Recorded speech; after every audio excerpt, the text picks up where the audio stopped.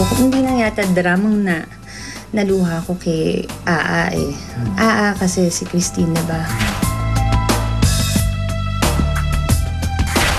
Hindi mismo napanood ni Aramin ang paghingi ng sorry kamakailan ng kanyang half-sister na si Christine Ray sa isang programa. Idinaan niya rin ito sa isang apology letter sent through the Viva Artists Agency, part of which says, and we quote from an article published in Philippine Entertainment Portal or PEP. Sana magkaayos sa kami ni ate. Medyo matagal na po ang issue at marami nang nadamay. Kaya nagpapakumbaba na po ako para humingi ng tawad sa ate ko. Unquote. Ngunit para kay Ara, stiff o kulang sa sinseridad ang apology na yon ng kapatid. Sinigundahan din ito ng kanyang abogado. Ara earlier filed libel and grave coercion charges against her sister. Parang hindi na ako naniniwala sa mga sinasabi niya. I appreciate her effort. Gusto ko mag-sorry siya na bukal sa kalooban niya, yung sincere siya. Wala akong pagsisising nakikita sa kanya. Hindi niya tinatanggap yung naging malabnaw na apology ni Christine sapagkat ang sabi ni Christine, kung ako man ay nakasakit sa kanya, ako'y humihingi ng tawad, hindi naman niya inaamin na siya ay nagkamali. No? Paano mong papatawarin ng isang taong hindi naman umaamin na siya ay nagkamali? Sabihin natin, siguro ingat siya dahil may kaso. Pero, you think kung makikita kong sincere siya, hindi ko iuurong yung kaso? Siyempre, lalambot ang puso ko. Kumbaga, yun nga mahirap tong ginagawa ko. In fact, the case is now submitted for resolution and we expect within the next 30 days na lalabas ang resolution and hopefully favorable and a warrant will be issued for her arrest. Ayaw man daw paabuti ni Ara ang kaso sa puntong yun, ngunit Yung iba sinasabi nila, nagsorry na eh. Sana patawarin mo na, hayaan mo na. Nire-respeto ko yun, pero sana respetuhin din nila ako. Pangit. Pangit tingnan. Sa totoo lang. Nasa sa kanya yun. Kasi masyado na akong mabait sa kanya. Sobra na. So, napagod na ako. Nalulungkot ako kasi ginawa ko na to pero parang wala pa ako nakikitang pagbabago. sa opinyon ba ni Ara, parang hindi lumakit nagkaisip si Christine sa piling ng kanilang ina dahilan ng pagbabago ng kanyang ugali? Thank you for asking that. Ang hindi ko lang maintindihan, which is dun nasasaktan ng mami ko, gusto ko lang magpakatotoo, bakit parang mas binibigyan ng importansya yung kamag-anak namin na yun kesa sa mami namin, na dun kami nanggaling. Kasi parang nakita ko, like yun, dun sa pamilya, dun sa Santolan, lagi siyang pinupuri. Yung parang siya yung reyna. Sa amin kasi, ang way ng pagpapalaki ng mami ko, hindi yung yung inaano ka, parang kabaligtaran, nire-reverse psychology ka, kunwari, yung hindi ka masyado pinupuri, hindi binobola. So, minsan, nakakairita, ko parang hindi lumaki yung ulo. Pero iba yung pagtanggap niya. May effort naman daw si Christine through text para kausapin siya. Alam mo kung saan ako nakatira. At fina-follow pa rin niya ako sa Twitter. Kung may paraan, at kung gustong-gusto mo, may paraan. Kahit sang lupalo pa kung pumunta, kung gusto mo talaga at sincere ka, mahahanap mo ko. 2 beses lang siya nag-text. That's it. Nilinaw rin ni Ara na wala siyang utang kay Christine, taliwas sa pinalalabas ng huli sa bili nilang townhouse para sa kanilang ina. And ikaklaro ko lang, wala akong utang.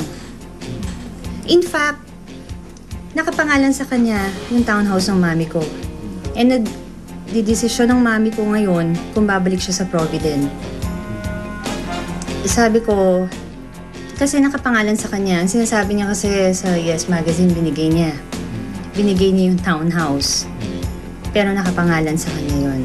So, hindi ko na alam kung anong balak ng mami ko. Yung sa usapan namin, kasi galit lang siya, kaya gusto niya, parang may utang ako na, in fact, siya yung may balance sa akin, na binigay na niya nung birthday ko. nasa akin, kinunan ko pa yung cheque, ganyan. Para proof lang kasi may kaso. Nagulat na lang ako. Oo, nag-issue siya ng cheque kahit hindi ako naniningil. Tinanggap mo? Tinanggap ko kasi para sa akin talaga yun eh. Dahil nga yung sa townhouse ng mami ko, mas malaki yung naibayad ko and sa kanya yung sa down. Sa pagbabalik ng Star Talk TX, abangan ang iba pang revelasyon ni Aramina tungkol kay Christine Reyes. Eksklusibo!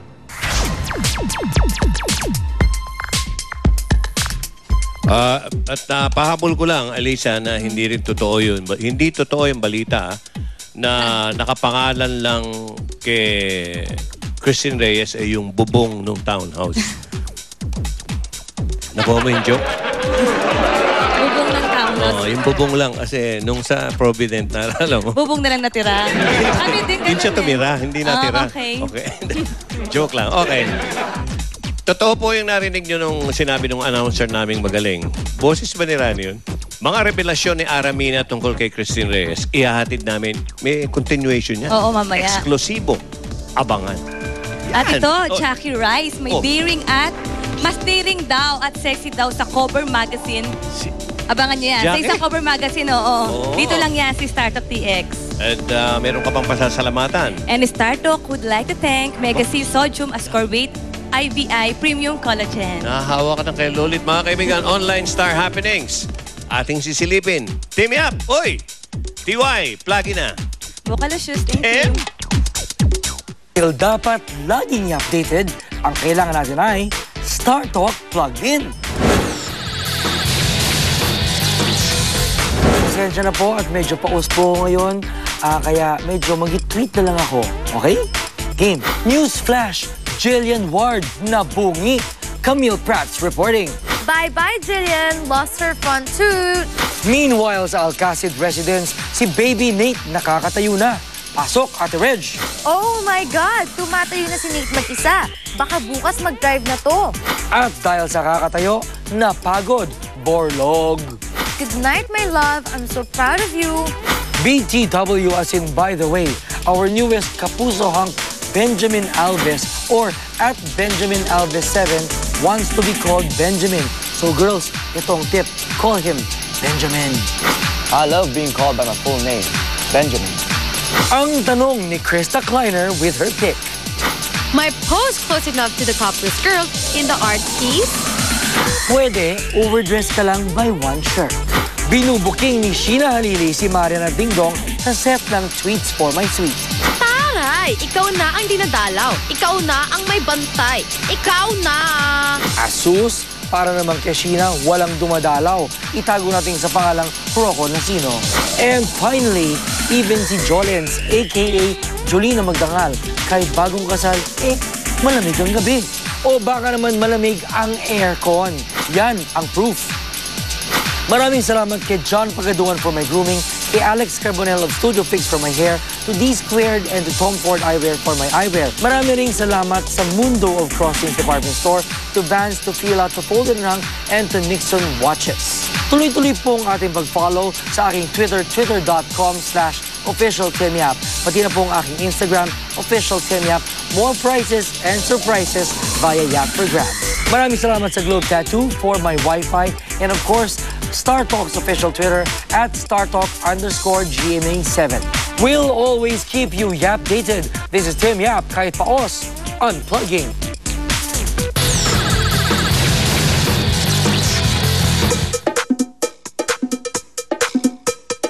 Hello, Star Talk TX viewers and Twitter followers. Gusto niyo po ba ng fan signs for me?